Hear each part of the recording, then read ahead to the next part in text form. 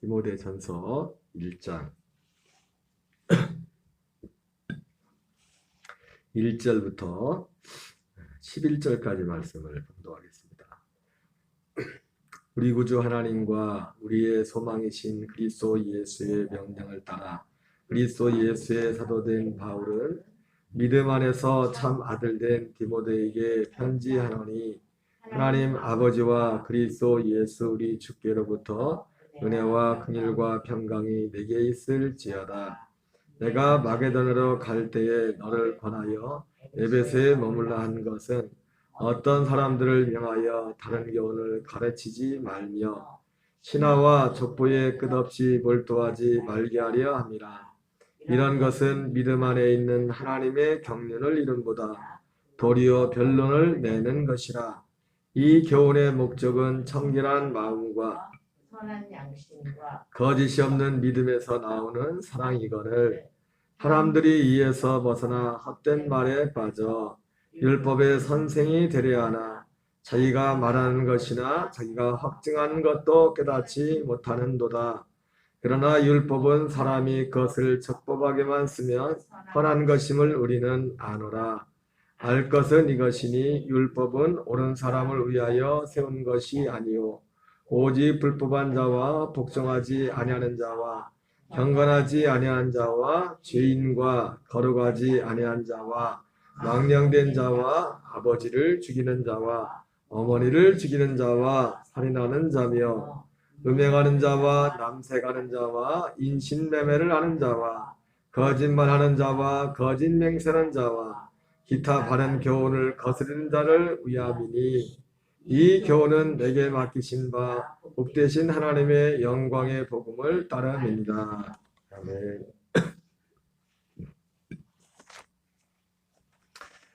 오늘은 디모데전서 1장 1절부터 11절까지를 봉독했습니다. 디모데서는 사도 바울이 이제 감옥에서 에베소에 있는 디모데에게 보낸 편지입니다. 여기 보면은 디모데에게 내가 마게도냐로 갈 때 너를 권하여 에베소에 머물라 한 것은 이렇게 말씀하고 있는데요. 여기서 사도 바울이 마게도냐로 갈 때는 아마도 이 성경에 이 디모데서를 쓰는 이 디모데전서 3절에 나와 있는 이런 사도 바울과 디모데 이런 행적들은 사도행전에는 사실 기록되지 않은 것입니다. 사도 바울과 디모데의 그 만남은 사도행전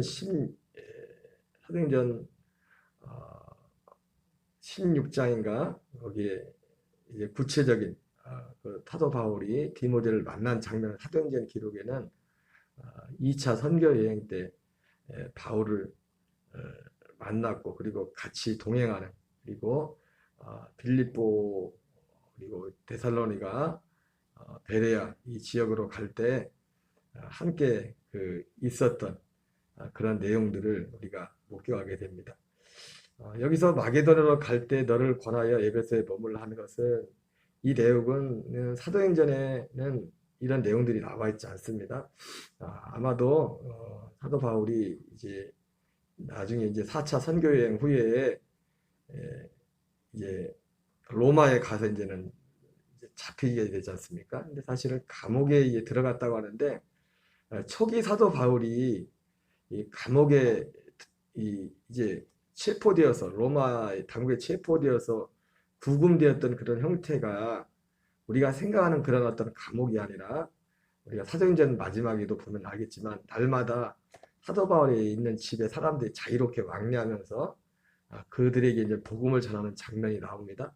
우리가 흔히들 옛날에 군사정권 시절에 김대중 대통령이나 전에 김영삼 대통령 이분들이 야당으로 있을 때 그분들이 이제는 핍박하는 여러 가지 핍박을 당하지 않았습니까? 그래서 이제는 가택연금이라죠, 그죠? 그 집 안에 있으면서 그 집 밖을 나가지 못하도록 하는 그런 형태. 사도 바울이 초기에 로마 감옥에 갇혔다고 했을 때는 사도행전의 마지막 28장에 나오는 것을 보는 것처럼 그런 가택연금 그 형태의 그런 모습으로 있었습니다. 그러다가 이제는 그 가택연금도 나중에 해제가 돼서 잠깐 이제 풀려나게 되죠. 아마 가택연금 됐을 때 그때 당시에 사도 이 바울이 있는 그곳에 디모데도 같이 잠깐 있었던 것을 우리가 성경에서 보게 됩니다. 그리고서 이제 가택연금에서 잠깐 풀려났다가 아마도 사도 바울이 그 기간 동안에 성경엔 사도행전에는 나와 있지 않지만은 왜냐하면 사도행전은 그 가택연금되는 거기까지만 나와 있기 때문에 그리고 나서 이제 사도 바울이 가택연금에서 풀려난 그 동안 잠시 다시 이제는 그가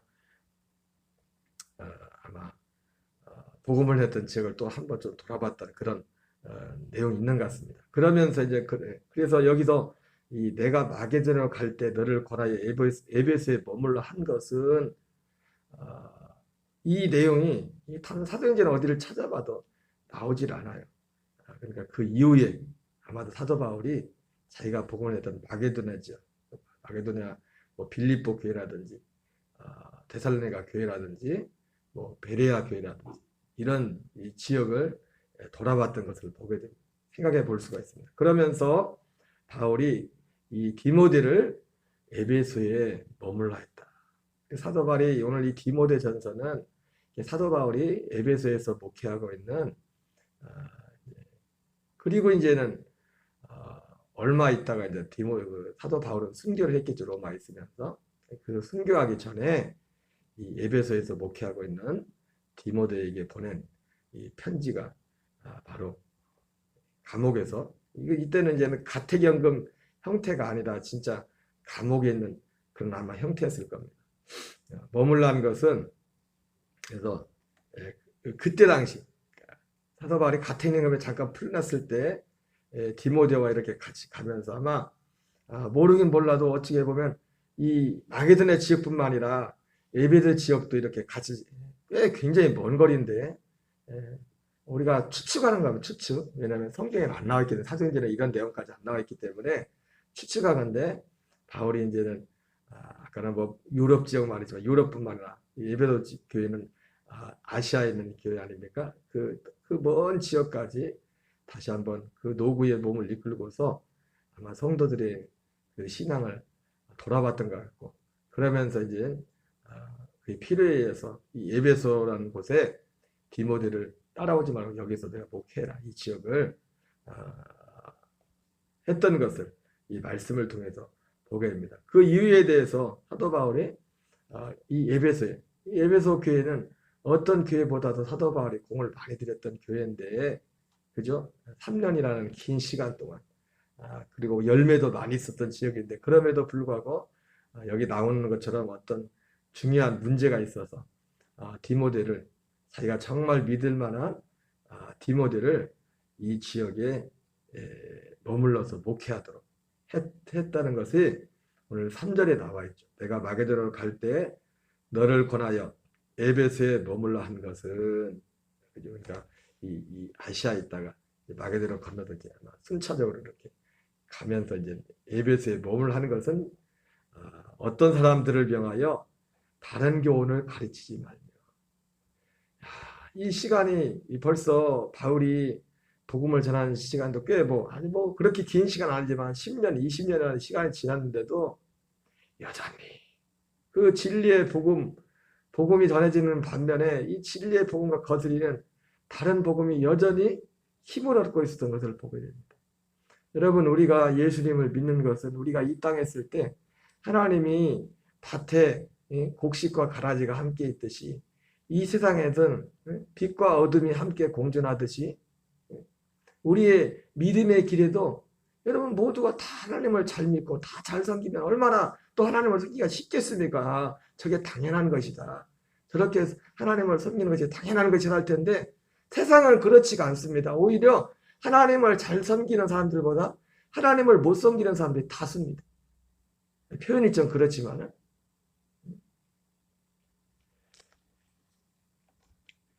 에베소에 머물란 것은 바로 다른 것이 아니라 다른 교훈. 우리가 전에 살펴봤지만 다른 교훈은 다른 말로 말하면 다른 복음이죠. 다른 교훈을 전하는 다른 복음을 전하는 교사들이 많이 있었다는 것을 염두에 두면 사도 바울이 그렇게 공을 들였던 그 교회가 다시 옛 것으로 돌아가지 않기를 위해서 이 믿을 만한 디모데를 에베소에 남겨두게 된 것을 말씀하고 있습니다. 다른 교훈을 가르치지 말며 신하와 족보에 끝없이 몰두하지 말게 하려 합니다. 이런 것은 믿음 안에 있는 하나님의 경륜을 이름보다 도리어 변론을 내는 것이다. 다른 교훈과 바른 교훈. 여러분, 바른 교훈은 믿음 안에 있는 하나님의 경륜을 이루는 것입니다. 하나님의 경륜. 여러분, 하나님의 경륜이 무엇입니까? 하나님의 경륜은 에베소서에 나온 것처럼 만세전부터 우리를 창세전에 그리스도 우리를 택하셔서 하나님 안에서 우리를 아들 되게 하시는, 아들의 생명으로 거듭나게 해서 그 아들의 생명으로 썩어질 이 세상에서 썩어질 것을 피하여 신의 성품에 참여하게 하는, 하나님의 성품에 참여하게 하는 그 하나님의 아들들 되게 살게 하는 그것이 하나님의 경륜입니다. 그래서 결국 나중에 하나님의 부활의 첫 열매가 되신 아들 그리스도와 같은 그 부활의 몸을 입고서 영원한 그 하나님의 나라 천국에서 하나님의 아들들이 이루는 그 하나님의 나라를 이루는 것, 그것이 하나님의 경륜입니다. 하나님의 믿음 안에 있는 하나님의 경륜은 하나님 우리를 이 땅에 보내신 목적은 오직 한 가지입니다. 하나님의 아들들로 거듭나서 그 아들의 생명에서 거듭나서 그 아들의 생명이 자라나서 아버지를 닮는 그 믿음의 그 장성한 분량에 이르러서 우리가 이 땅을 사는 목적이 그것입니다. 우리 한 사람 한 사람 교회를 세운 목적도 그렇고. 그런데 다른 교훈들은 하나님의 이러한 경륜을 이루는데 장애가 된다는 거죠. 오직 여러분, 하나님의 경륜은 오직 한 가지입니다. 하나님의 아들의 그 생명을 주는 것. 요한복음 20장에 나오는 것처럼 성경에 또 많은 예수님께서 기적을 행했지만 오직 이것을 기록한 것은 예수께서 하나님의 아들 그리스도심을 믿어 생명을 얻게 하려 합니다. 생명. 죽을 뻔했는데 죽음을 면하게 되는 것이 아니라 심판을 받았는데 심판을 면하게 되는 것이 아니라 물론 당연히 그것은 그 과정 속에 포함되어 있지만 그 우리가 육신 사람으로서의 그 생명, 그 생명과 다른 전혀 다른 하나님의 아들의 생명으로 받아서 생명을 얻어서 그 생명으로 살도록 하는 것. 이 교훈의 목적은 청결한 마음과 선한 양심과 거짓 없는 믿음에서 나오는 사랑이거늘. 정말 바른 교훈의 목적은 오직 믿음 안에는 하나님의 경륜을 이루는 것입니다. 우리 한 사람 한 사람이 하나님 성전 되어서 하나님 아들 되어서 썩어질 거 없어질 이 땅의 것을 피하여 하나님의 아들의 성품에 참여하는 것. 그리고 이 교훈의 목적은 동일한 표현 같은 의미겠지만 청결한 마음과 선한 양심과 거짓 없는 믿음에 나오는 사랑이거든. 여러분, 청결한 마음과 선한 양심과 거짓 없는 믿음, 사실은 단어가 다 다르지만은 거의 비슷한 의미입니다. 여러분, 선한 양심이 뭡니까? 베드로 전서 3장 15절에 세례가 무엇이냐? 세례는 육체의 더러운 것을 지하여 버림이 아니요 오직 우리 선한 양심이 하나님을 향하여 찾아 올라가는 것이라. 선한 양심이, 여러분, 선하신 분은 주님밖에 없습니다. 범죄한 우리에게 뭔 선한 양심이 있습니까? 우리의 양심이 선하다는 것은 오직 한 가지입니다. 오라 나는 권고한 자로다. 이 사망의 몸에서 누가 나를 건져내냐. 선한 양심이 아담과 하와 이후 범죄한 일의 인생에 있어서 선한 양심은 오직 하나. 하나님을 찾아 올라가는 겁니다. 누가 하나님을 찾아 올라갑니까? 내가 의인을 부르러 오는 것이 아니요 죄인을 불러 회개시키러 왔다. 나는 죄인입니다. 나를 떠나서서 말했던 베드로와 같이 내가 죄가 무엇인지, 내가 왜 죄인인지 하나님을 향한 그 경건하지 않음과 불의, 그 내 존재적으로 내가 얼마나 절망적인 죄인이라는 것을 알고 사람으로서의 이 삶을 벗어버리고 하나님의 아들로 살기를 소망하는 그 소망을 가지고 하나님을 찾아 올라가는 것. 하나님이 사람들에게는 영혼을 사모하는 마음을 주셨다고 말씀하셨습니다. 그래서 이 교훈의 목적은, 복음의 목적은 오직 청결한 마음, 선한 양심, 거짓 없는 믿음에 나오는 사랑이거든. 바로 이 믿음의 이 여기서 나오는 이것이 결국 이 사랑, 하나님의 사랑이 여기에서 나온다는 거죠. 사람들이 이에서 벗어나 헛된 말에 빠져 율법의 선생이 되려 하나 자기가 말하는 것이나 자기가 확증하는 것도 깨닫지 못하는도다. 이때 당시에 지금도 마찬가지입니다. 다른 교훈의 두 가지 기둥과 같은 것은 율법주의요. 여러분, 율법은 선하고 좋은 것입니다. 율법이 나쁜 것이에요. 그러나 율법의 결국 목적은 뭐입니까? 우리를 그리스도께로 인도하기 위함입니다. 그리스도께로 인도하는 초등 선생. 그때까지만 그 율법이 필요한 것입니다. 율법의 정신이 율법을 어겨도 살아도 된다는 그 얘기가 아니라, 그래서 율법주의와 그때 당시에 다른 교훈의 두 가지는 영지주의예요. 영지주의. 구원을 받기 위해 율법을 그때 우리 율법이 뭡니까? 육체에 주어진 거죠. 우리 육체의 노력으로 구원을 받을 수 있다는 거죠. 여러분, 구원의 본질적인 건 뭐냐면 육체를 십자가에 못 박고 육체는 안 되기 때문에 우리 육체는 안 되기 때문에 소망이 없기 때문에 우리 존재 자체가 하나님의 아들의 생명을 얻는 게 구원입니다. 생명으로 거듭나는 게 구원이다. 그러니까 율법의 행위로는 우리가 구원을 받을 수 없는 이유가 뭡니까? 육체 자체가 구원을 받을 수 없다니까요. 구원이라는 것 자체가 우리에게 하나님의 아들의 생명을 주는 거라니까요. 육체는 십자가에 못 박아버려. 그러니까 이 첫 단추부터 잘못 낀 겁니다. 우리의 행실로, 우리의 율법의 행위로 구원을 받으려고 하는 것 자체가 그러고 내세는 왜? 그거 안 돼가지고 예수님을 십자가에 못 박은 거거든. 그 생명으로는 안 된다. 그 생명으로. 하나님의 아들의 생명으로만 된다.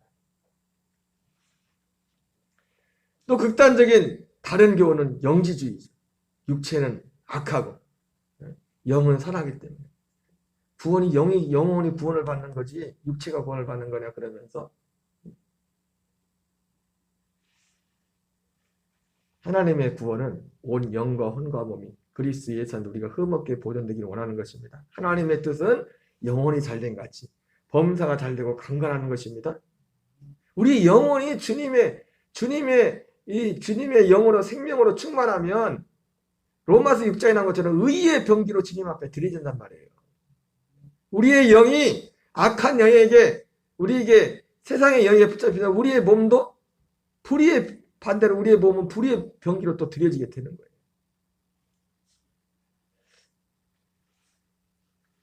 거예요. 특별히 여기에서는 이 율법주의자들이 이 그리스도의 복음을 대적했던 것 같습니다. 율법의 선생이들이 하나 율법은 필요한 거죠. 여기서 한 거죠. 그러나 율법은 사람이 그것을 적법하게 쓰면 선한 것임을 우리는 아노라.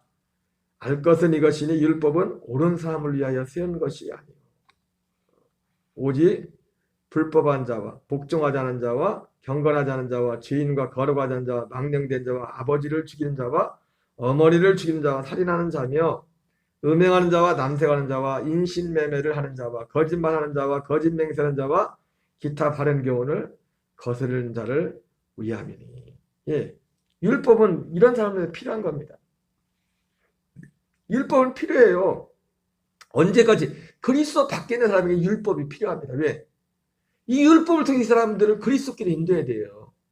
정말 죄에 대해서 세상에 육신에 대해서 안 먹어도요 이생의 자랑에 대해서 십자가에 못 박고 그리스도의 생명을 거듭나는 그 자리로 인도하기 위해서 이 율법은 필요한 것이라고요. 은혜 밖에 있는 사람들에게는. 은혜 밖에 있는 사람이 이 율법을 통해서 이 사람들을 그리스도의 생명으로 들어가게 한단 말이에요. 그들을 오라 권고한 자라도 자기들이 얼마나 자기의 생명이 육신의 생명이 얼마나 절망적인 것을 알게 해서 그리스도께로 우리를 이끄신다고. 그래서 율법은 선하고 여기도 하는 거 율법도 이런 자들이 필요하다는 것입니다. 그런데 지금 생명 안에 들어왔는데 지금 생명 안에 사는 사람들을 거기다가 다시 율법을 가르치는 겁니다. 생명 대신 그리스도와 연합해서 그 생명으로 나간 그러나 율법은 물론 우리에게 가이드라인이죠. 율법을 어기면 안 되죠. 우상 숭배하지 말라는데 우상 숭배하면 안 되죠. 그러나 그것을 우리의 육신의 노력으로 한 것이 아니라 우리가 그리스도와 그 생명 하나 되어 살 때 그것이 우리의 핵심은 바로 그 생명 안에 사는 데 있다는 겁니다. 이 교훈은 내게 맡기신 바 복되신 하나님의 영광의 복음을 따름이니라. 여러분, 오늘 사도 바울이 참 예수님 만나고부터 지금 디모데서를 쓸 때만 해도 시간이 꽤 흘렀지 않습니까? 뭐 그렇게 많은 시간 흘리지 않지만 바울이 말하는 건 참 변함이 없어요. 변함. 똑같은 얘기. 그가 예수님 만나고 나서 죽을 때까지 그때 처음 만났을 때하고 죽을 때하고 하는 말들이 좀 달라질 수도 있을 텐데 똑같은 얘기라고. 그리고 우리는 오직 사도들을 통해서 전해진 이 복음의 교훈 안에, 이 진리 안에 서서, 오직 이 생명 안에 서서 날마다 주님과 함께 동행하는, 그 생명으로 살아가는, 이 생명을 전하는 저와 여러분들 되어야 될 줄 믿습니다. 우리 주기도문으로 마치겠습니다. 하늘에 계신 우리 아버지여, 이름이 거룩히 여김을 받으시오며 나라의 마옵시며 뜻이 하늘에서 이루어지는 것 같이 땅에서 이루어지이다.